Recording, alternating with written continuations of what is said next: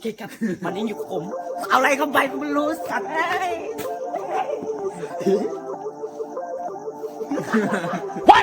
มึงเงาไหมก่อน พูดอะไรของมัน What the fuck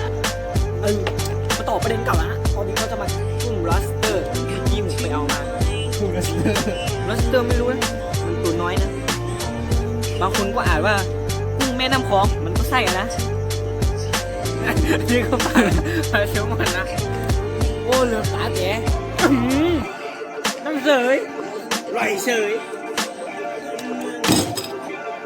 What What the fuck ชิว